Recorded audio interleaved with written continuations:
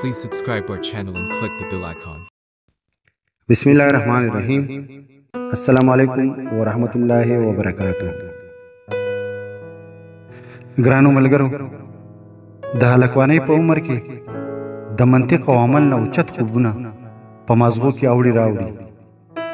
په رګونو کې تازه وینه داسې جوش وهي چې د قسمت چابک ته هډو خیال نیسي. ډېره ښه خبره ده چې په زړه کې ولوله ژوندی وي او د مستقبل دپاره یو پر امیده خوب په سترګو کې دیری. خو بس دا یو خبره اکثر بنده د ګړنګونو نه پرې باسي چې وینه کې جوش وي او په سر کې هوش او په وجود کې عمل نه وي. امید ډېر لوی دولت دی او په امکان نظر ساتل لوی عقل دی، خو د عمل څېړی په هر حال کې ډېره ضروري ده.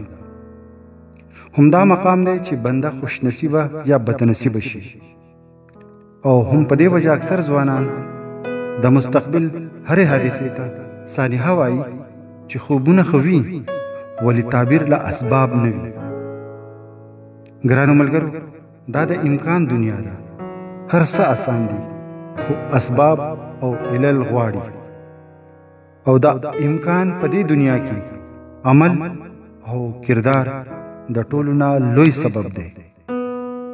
زما رب داسې ځوانۍ نه خرابوي کومې چې خوبونه ویني او تعبیرونه تروړي غواړي نه. د یو داسې ځوانۍ د تخیل قصه چې په اول ځل د ژوند د سختو سره مخ شوه، نو د رومان خیال او د هغې د جذبو سره په مکالمه شوه چې جانانه ستا نه سوا نور دردونه هم شته او هغه ډېر زورور هم دي.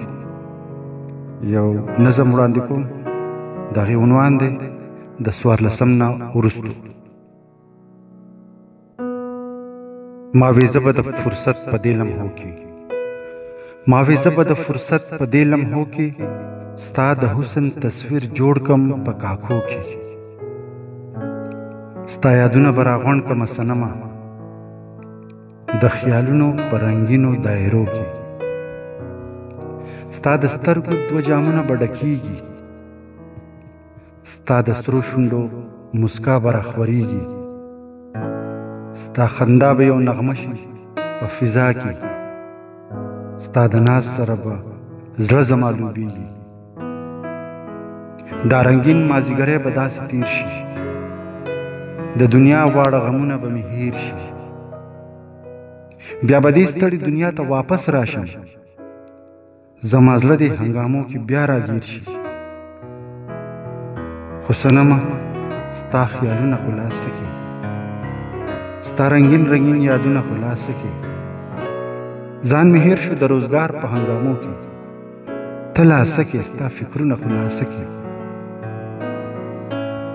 خپل غرض مې په اخلاص باندې غالب شو، خپل هوس مې په احساس باندې غالب شو، او د روزګار غم رانه ستا غمونه هیر کړل. د رنګونو پړق په باس باندې غالب شو، د رنګونو پړق په باس باندې غالب شو. د دې نظم په خوا کې دا یو قطعه ستاسو سره شریکوم. د دې عنوان دی قرار.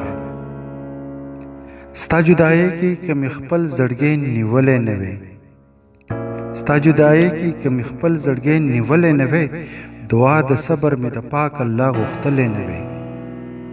او د ځان سره به یې جړولې وي دا ستا سترګې هم، د ځان سره به یې جړولې وي دا ستا سترګې هم، د خیال په لار که ستا خیالونو خندولی نه وی.